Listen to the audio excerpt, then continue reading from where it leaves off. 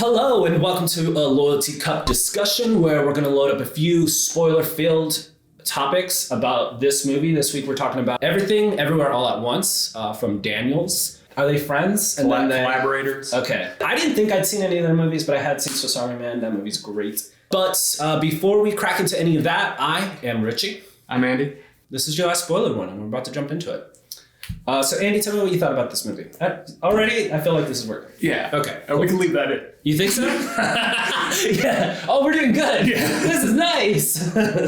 I loved it. I walked out of the theater thinking to myself that everyone on planet Earth should watch this movie. Wow. Which is a big statement. It is a big But the statement. thing is, it covers so many topics, and I think it's so accessible, regardless of what your background is, that you're going to take something fun and positive out of it. Mm-hmm. And that's like a great way to explain the movie. It's fun. It's positive. It covers so much ground. Mm-hmm. But in the end, spoiler, it's like, it is a feel-good movie. Yeah. At the end of it, you know. I think it's a lot of fun, but it's not like a shallow fun movie, right? It's not shallow. There's still a lot of a depth in the characterization, and you talked about like how like broadly it would appeal to people, but it's like I think there's like that expression that like in its specificity can be really broad, and I think that's what this does. And it's so specific. Mm-hmm. Like every part of the storyline and characterization is so specific to this family, but that's why it's accessible, because if you use all those little incidences as a metaphor, everyone in the audience, well, with a few exceptions, are going to walk out taking something away from it. Mm-hmm. So I think it's really accessible. It's super fun. It's surprising. Yep. I honestly think it's going to be influential for like movies for the next 2 decades. Mm-hmm. And there's so much garbage out there these days that this felt like a theater experience. I feel like many of the people that were in the theater with us were enjoying themselves, which absolutely you can't say about every movie. Mm-hmm. So that's kind of where I land on it. Yeah, I think I'm on the same, I'm trying not to be totally hyperbolic. I don't know if like everyone in the world should watch this. I don't know if this movie is that important, right? But I do think it is undeniably charming. It's a lot of fun. It's a blast. It ends up being like, there's so many ways to describe this movie, but it ends up being like a sci-fi action comedy, right? And you could describe like Marvel movies that way even, but there's also a really convincing, like really well done family drama inside of this movie. I wrote down that like every part of this movie is done with such confidence. Everything is like, they're so assured of what it is that they're pulling off. And so it's watchable through and through, but there are certain elements of it that it does with distinction. I do think that some of the immigrant story stuff is so distinct and beautiful and really touching. I think the action is like, it is, when I walked out of the movie, I was telling you guys, I'm like, this is what we come to the movies for, like original ideas. Like some of the things that are happening in the action sequences are, they are like revamping storytelling. They're revamping how you would think of using special effects. They are adding tension elements in random things, like the things they're supposed to do before like teleporting, right? Mm-hmm. Or melding minds. So I had a blast. I really think most people would just really enjoy the hell out of this movie. Almost everyone we went with in our group really liked the movie. But yeah, I mean, let's crack into maybe some of the reasons like we like the movie. Yeah, it's interesting you mentioned Marvel, because I think so many people use current Marvel movies as a benchmark on how to talk about current movies. Which at least like blockbusters, right? Yeah. Which is a huge mistake to me, because this is what a blockbuster movie should be. Yeah. It's indie enough that you don't feel like you know what you're going into. It's surprising enough that it exceeds your expectations because of that. Mm-hmm. And then if you try to compare it to something like a Marvel movie that deals with a multiverse theory, this blows that out of the water. Mm-hmm. They're not trying to make a blockbuster movie with 2 or 3 parts to bring people in the audience to pay for tickets. Mm-hmm. They're making a movie that's a one-off, mm-hmm. that you feel satisfied you saw, probably paid to go see it again. Mm-hmm. And I think it's a shame when people compare this to Marvel, because this blows Marvel out of the water. Yeah, that is the thing about it, is that like I think I'm so used to punching my ticket for an A24 movie and taking a wild ride down some slice of life weird like alien landscape that it's just a movie that's always weird, too weird to recommend to other people. This movie is very freaking weird, but it is a capital B blockbuster. It is funny, it is wholesome, it is broad. It's sometimes not super wholesome, but in really funny ways. It's the action is like nonstop. You're plugged in. Yeah. So it is that weird A24 movie that I'm surprised it's not a Warner Brothers film or something, right? Like something larger. That's the funny thing. We walked out and we were talking about it right after the movie. It has a production value that mimics big movies and big name directors that are given huge budgets. But the cool thing is, like, even if you look at the effects of like the hot dog fingers, they're like rubbery props. Yeah, they look you're in mostly on the joke. practical. Yeah. And so that kind of sticks out to me that they have this huge idea of these multiple worlds that they interact with, and they have ways to show that in terms of the landscape of like the rock world and how they show the characters kind of splitting between worlds. The visual effects is really clean, and believable, strangely. But then they have hot dog fingers that are rubber. Yeah, those weren't super convincing, but they were funny enough that it didn't matter. Yeah, right. You felt in on the joke almost. Yeah. Yes. I will say, like, it's interesting that this is where the conversation starts out at, right? Like, it's just like how impressed we were that A24 put together like a blockbuster movie, because that really is what it ends up feeling and becoming like. But it doesn't necessarily feel super high budget. It just feels like they put the money in the right places. The visual effects are like a lot of stuff is done in camera in a way that looks awesome. The final sequence, like most like blockbuster movies, is super special effects laden, but not in a way that made me like throw up in my mouth like a lot of other movies, you know? Like a lot of times you just feel like you're seeing like digital diarrhea on the screen, and this doesn't do that. I feel like in that final sequence with all the special effects involved and with all the like practical trickery they were doing, I was still so bought in. Which scene are you talking about? Where they like are getting sucked into the everything bagel. Oh yeah. I don't remember. But I did love the ending. I did love that, like, it also, despite all the action and all the like intensity of the effects and whatnot and the creativity like utilized there, I really like that it slowed down at the end to like kind of really invest in these characters, because it is like a marital story. It is also an immigrant story. It's a story about like a mother and daughter, and like I was having so much fun in this movie, but what really like tipped it over that edge for me is that, you know, at the end, I do think like half the theater, you know, like it got dusty in the room, you know, you kind of have to wipe your eye a little bit. Half the theater or one person? I was pretty. I think multiple people were touched near the end. And it's funny because, you recognize the donut or the bagel scene as like this climactic final action scene, but really it's so funny because the more the climactic scene is when they were doing the Chinese New Year party at the end, and the mom was actually talking to her daughter for the first time, like emotionally. Yeah. And even though that wasn't an action scene, that was so climactic. For sure. Compared to something that's legitimately an action scene, fight scene, choreographed. And like that should be a pinnacle of the movie. And instead it's this emotional dialogue between the mom and the daughter that 100%. They've been putting off the whole time. So I think it's funny, as I think an audience member, everyone probably had their attention directed at different parts of the movie. And something I remember is, myself included, people were laughing at random parts. And it wasn't the whole audience laughing at once. It was like select people laughing randomly. And I think what that indicates is that, you know, the access points for the different emotional parts of the film were different for everyone. Yeah. And that's so cool. You know? That is cool, because let's talk about actually comedy is like one of the things I want to talk about this movie, because I do... I always think about like during Oscar season, there's all these dramas that are up for awards, right? And like the comedy like is just never really respected that much. And it's because I think a comedy is actually really hard to pull off. Comedy is so subjective, right? Like already liking movies is subjective, but also like make me laugh is subjective. And this movie, I think at some point everybody in the room had to laugh at something. And there were definitely parts to me that were like, that's not a funny joke. Yeah. But then it got to the stuff where like they were trying to ram that like butt plug shaped trophy into each other, and I was dying. It really was super clever, super funny. So just the fact that it's like it really had me laugh out loud, and that was impressive. There are other like funny moments that I think we could talk about.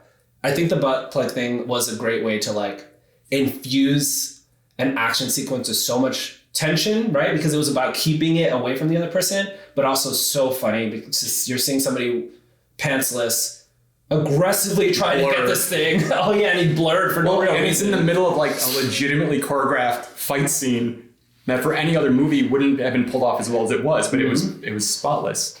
I do think it also used it to great effect in certain parts to like undercut some of the intensity of the emotion. Like there was a part where the main character, whose name is Evelyn, right, played by Michelle Yeoh, who is incredible, and she finds out that her husband is trying to divorce her, and it is kind of emotionally wrecking watching it. And part of it is her performance; she's so freaking good,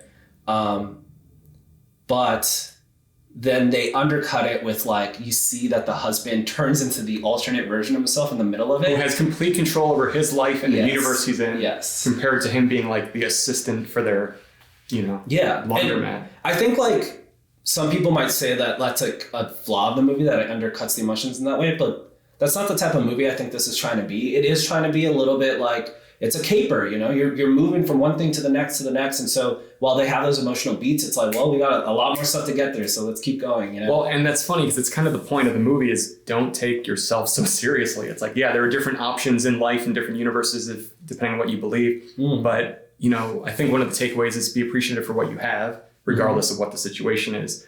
And the fact that the dad is trying to serve, the mom of the family, the divorce papers in the midst of everything in tax season. And then in other lifetimes, you see that he is like a leader of the alpha world and in control of people that are switching between universes. I think to see his range in the acting was jarring because he's, I don't want to say weak, but he hesitates to serve divorce papers. Yeah. And then when he switches, he's in complete control of everything. It's such a disparity that I think it kind of, matches the global theme of the movie. Yeah. I do love that.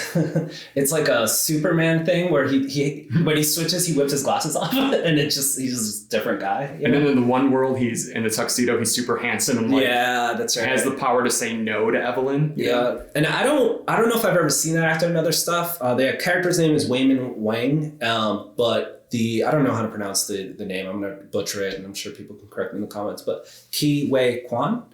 And he isn't great. I don't know if that's his real voice, but that voice is hilarious. Really? That voice is awesome. Because I'm pretty sure he's the kid from Indiana Jones, and he has the same voice. Something that I think about a lot of times, I think in action movies, is just like how much I actually enjoying it. I think sometimes they feel like fillers in blockbusters, right? But how oftentimes am I looking at it and thinking like, wow, that punch maneuver was creative, right? Or like that choreography was like a dance, or through this action sequence, I learned more about the characters. I think that all the time about like, I feel like it sucks just bringing in other random movies like out of context, but that's just how my brain works. So I'm sorry if it doesn't feel like this movie connects to something like Mad Max. Well, we all know you're like a Jason Statham fan. That's actually true. But I think of like Mad Max Fury Road, that to me has become like, ever since that movie came out, it's become like this new like benchmark for like action movies. Every action sequence is so creative, so stunning, so beautiful, but also is constantly telling you more about the plot, the characters. It's like propulsive for the plot, but also just fun to watch. And this movie does that with such confidence. Like the fanny pack scene, so cool, so fun. It did tell you a lot about like who the character was before, and then watching his transformation as he like adjusted the fanny pack in such a way. And he added the rocks from the aquarium. Oh yeah. And the choreography was so awesome. And then watching other people watch the action sequence, right? Like the other characters, was just like all part of this like all encompassing, like what the hell is going on here?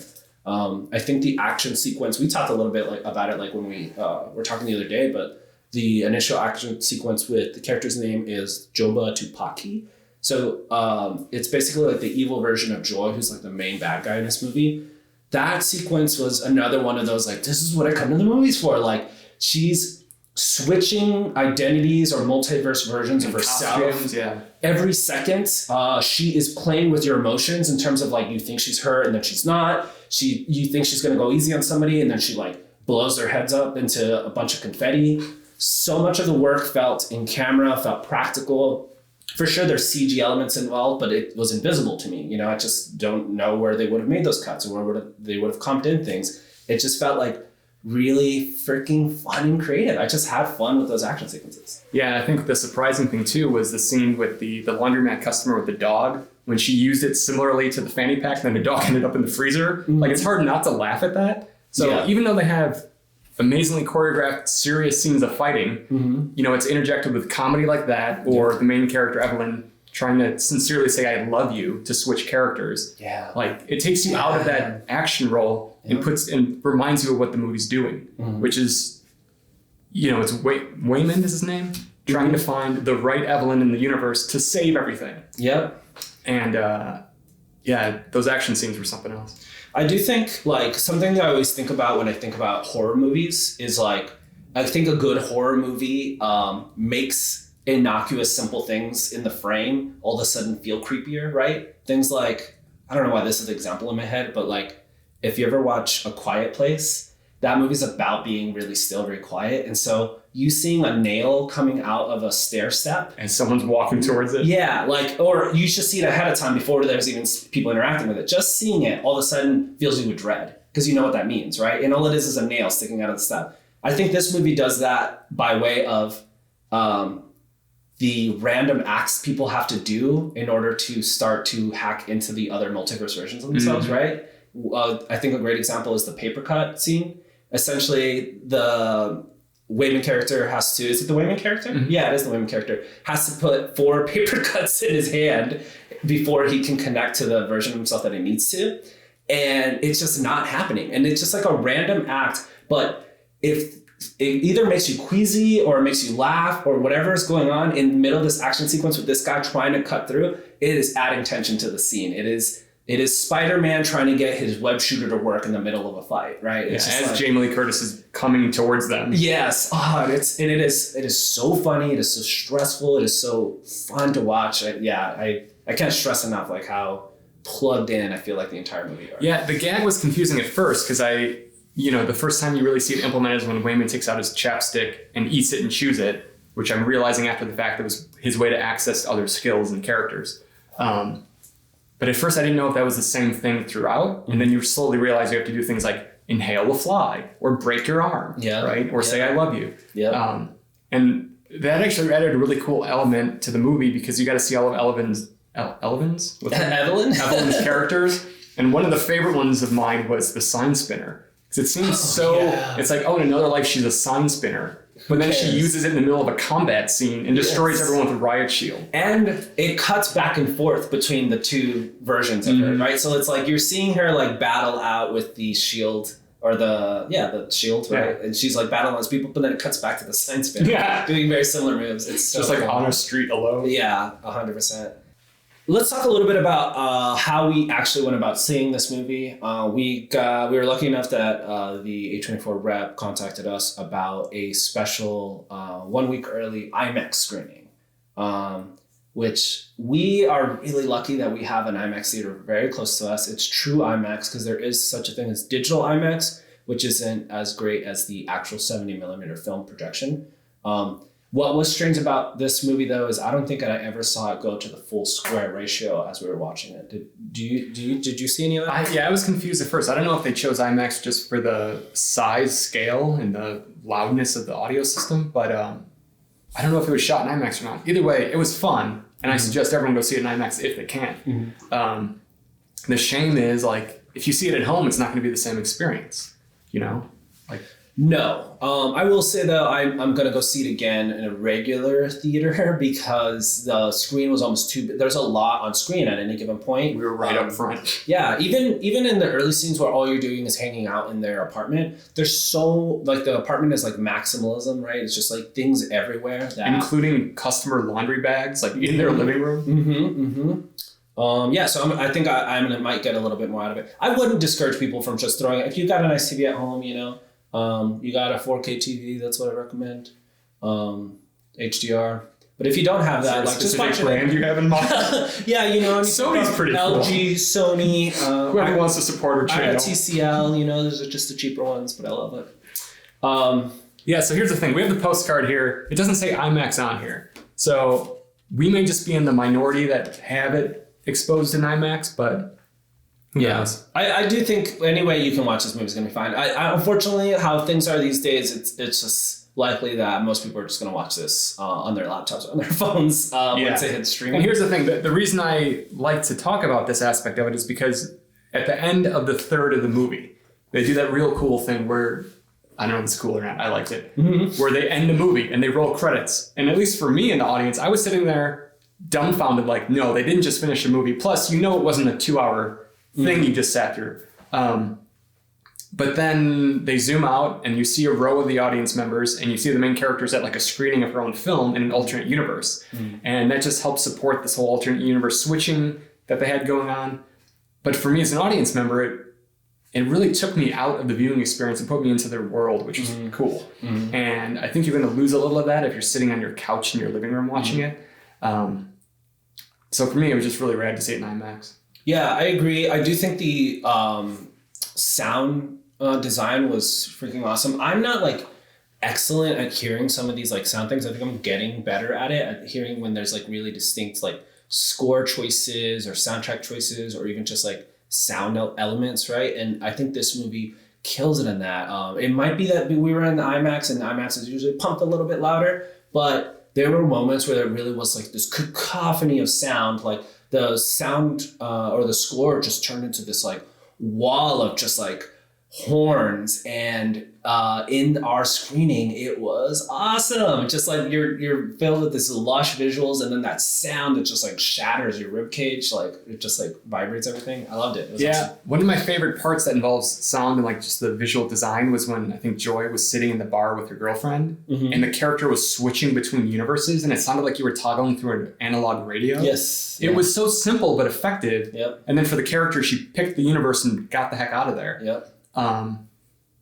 Little instances like that really pulled together the whole design of what you were watching. And similarly, when they showed the everything bagel and you feel like you were in outer space and it was a bagel in their little stupid Roman setup, whatever you want to call it, like that I wasn't totally stoked on, but I get it supports that idea of whatever she was building in her universe.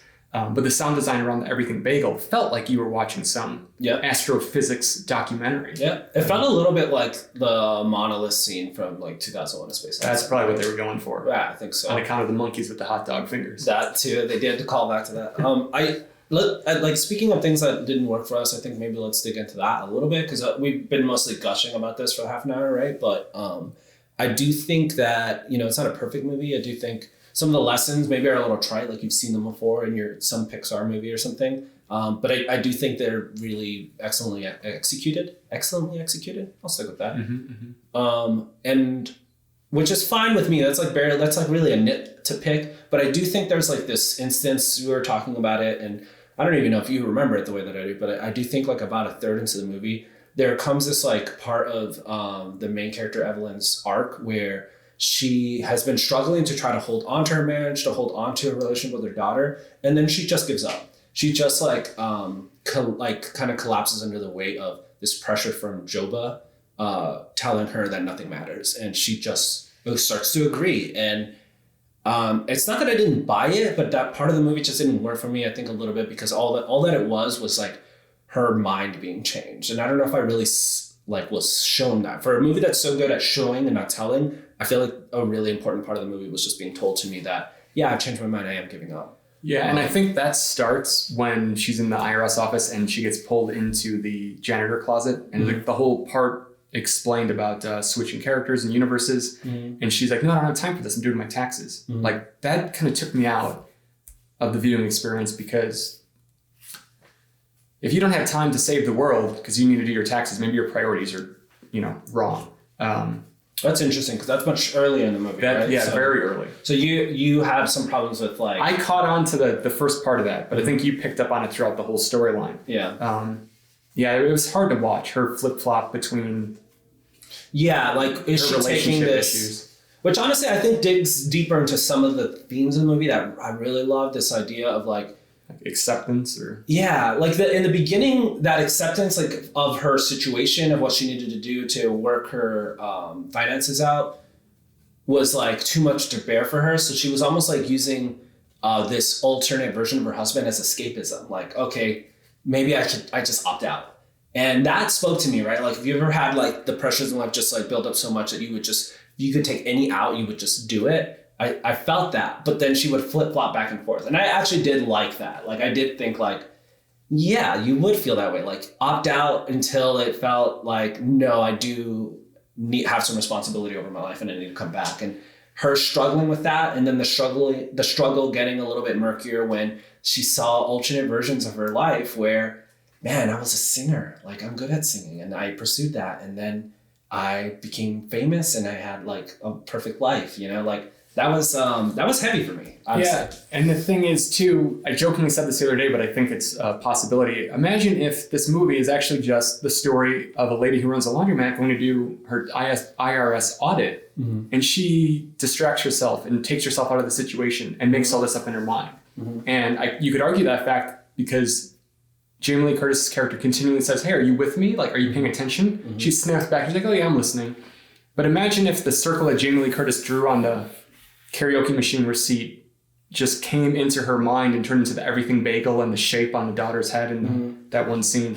You could say she's making this all up in her mind. You could. That would be a really easy... And that's an easy way out. Yeah. It's still an interesting concept to explore, right? Yeah. And then all the fight scenes take place in the IRS office because she's still there and just making this up in her head. Yeah. And then in the end, imagine if the Chinese New Year scene was real and they came to audit her and take her business away. And the conversation, the back and forth between her and the Jamie Lee Curtis character is of somebody disassociating, right? Of like, hey, are you here? And at one point in her mind, she falls in love with that character in the hot dog finger world.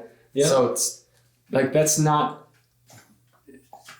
good option. It is an interesting way to interpret the movie. In terms of interpreting stuff, you do have actually some specific plot points that you like kind of wanted to talk about. So do you want to dive into some of those? I forget what they were, but yeah. I have a list, so okay, I got you. The first one was the karaoke machine. I do think that one's an interesting one. It's one of the constants of the movie. It comes up in the beginning because that's the whole crux of the IRS conversation. How is a karaoke machine something business related, right? And that's the conversation. And then you mentioned that that's kind of how the movie starts. They're singing with the microphones in the karaoke machine in their apartment. And isn't that my favorite shot of the movie? Wide, and it happens. It's so actually like non sequitur to the rest of the movie that it almost felt like it was the trailer for me.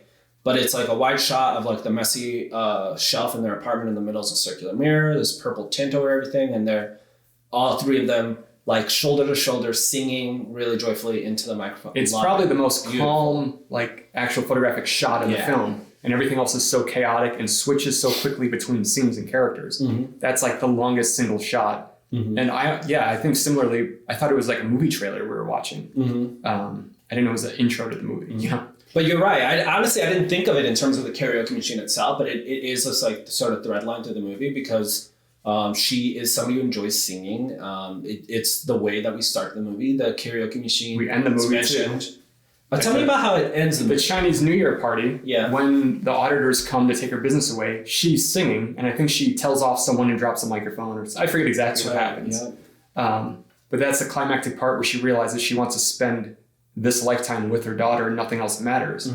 But she sang in her own party. She was trying to get the whole community to come out, and she was basically begging her customers to come out. Yeah.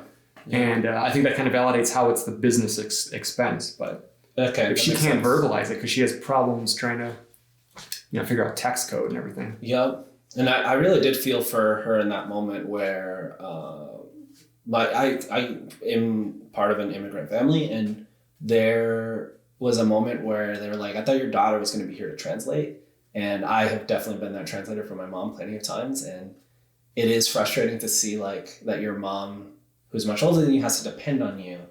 Because of a language barrier thing, that's just a shout out a moment that really touched me. And that's a smart part of the larger conversation in the movie about, the daughter wanting to introduce her girlfriend to the grandpa and the mom knowing that the generational gap, will not allow for that acceptance. Yeah. Whether or not it's true or not, because it seemed like the grandpa was okay with it in the end. But the mom was afraid to acknowledge that, And so I think that's a huge part of the movie that's probably harder for large portions of the audience to access, but let's talk about the googly eyes. That's something you got on here too. Yeah, I don't even know what to say about it. At first, it wasn't until The Rock had the googly eyes that I realized how crucial it was to the movie, and I don't know what to think of it other than potentially it's like it's like the opposite to the everything bagel, right? The everything bagel is nihilism and the end of everything and non-acceptance, and the googly eyes is like, actually we can have fun with it. Yeah, it's the same shape, it's a black hole, except that it's like the colors are kind of whereas like the white and black. Yeah, it's like a black circle versus a white circle around a black dot. Yeah. Right? So, and then it made its comedic relief when The Rock had the googly eyes, and the other Rock was like, "What are you doing? Get away from me!" Yeah, and I do think there's a little bit of a, for lack of a better term, like a woo-woo, like third eye. She sees with clarity, I mean, it's on here, I think, literally. Maybe not. And some of the promotional stuff I've seen, the googly eyes was huge. Yeah, in the trailers, like in whether they have like the title screens, a lot of googly eyes. But wasn't it on the bags of laundry too? Yeah, there you go. Yeah. I think it was that the daughter was putting googly eyes all over everything in the laundromat, just like for cute funsies, and so it became an element in her like other universal realities. Yeah, it's on the postcard. It means something. Yeah. Isn't that how that works? But I didn't think of it until this moment of how it is the inverse of the entropy that it is. Yeah, it's the acceptance and the enjoyment in life compared to the if you get sucked into the void of the everything bagel, which I have issues with, by the way. And tell me about your issues with that. I don't know where my conflict lies, but it seems so easy that like it annoyed me because so much of the movie seemed polished and intentional. Sure. And came together well, and the everything bagel took me out of it. Yeah, tell me about that. I don't know what to say about it. Like, I'm not a bagel person. Yeah, that's the weirdest reason I have a problem with it. Is it that, for one, I do think it was kind of like a forced gag. Like, it looks like very symbolic because it's a circle, and it is about this everything, everywhere, all at once, right? It's about this like all-consuming idea of matter and life. And yeah, it is an everything bagel. It's quite literally a thing we interact with every day. So it's more of that element of taking something intimate and real and like textural, something you can interact with, and making it feel like cosmic. Yeah.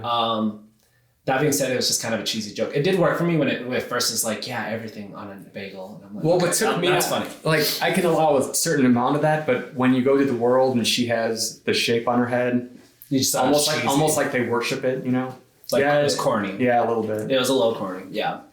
Let's talk about the, you have noodle cook time on here, and I just really have no idea what you're talking about. At the beginning of the movie, when they're preparing food for the dad, who you hadn't even met yet, or the grandpa, right? Her daughter came over with the girlfriend, and the mom was actively cooking dinner. Yep. And she directed, I think, Joy, she said something along the lines of like, 5 minutes, take the noodles out. So she was in control of everything. Her taxes, the business, her family, everything down to the cook time of the noodles for dinner. She was in complete control of. Yet she was supposedly the most failed character of the universes. Yeah, the worst Evelyn. Yeah. I don't know how to reconcile that.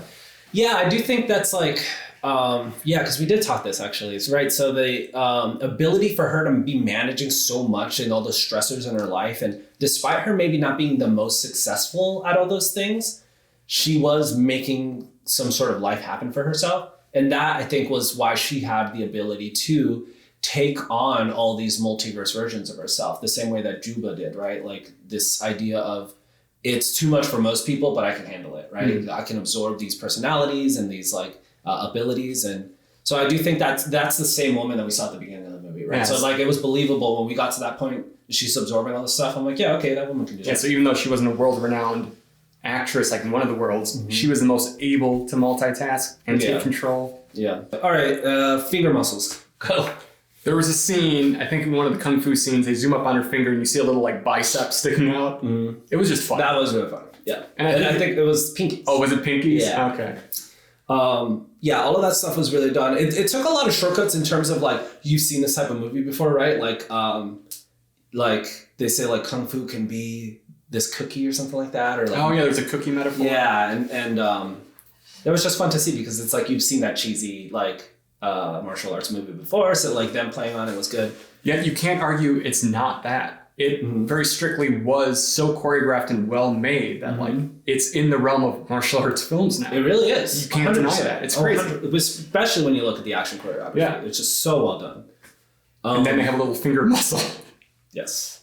We talked about like kind of at the beginning of this, like, okay, I don't want to be hyperbolic about this movie, but when I walked out of the theaters, what I was thinking was things like, this reminds me of Michel Gondry movies like Eternal Sunshine of the Spotless Mind and Science of Sleep, where you're using these like sci-fi elements and fun special effects and practical elements to explore really intimate subjects and relationships.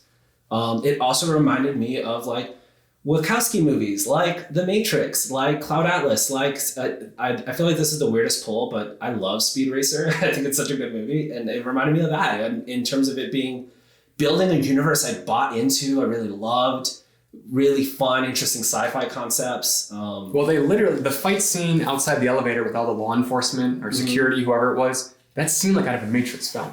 To the point where one of the characters had bullets shot and they were like, just stopped, like the force field of bullets. Bullet time, yeah, it was like a new bullet time movie. Yeah. And similarly with the Michel Gondry comment, it seems so playful, and the idea that like science asleep, it's all in his head, right? He confuses reality with his dream state. You could say the same thing about this movie. You could say it's all in Evelyn's head, and she's making up these characters and situations, and in the end, none of it was real. I don't know which way I flop on that one, but yeah, it was totally a Michel Gondry-esque film.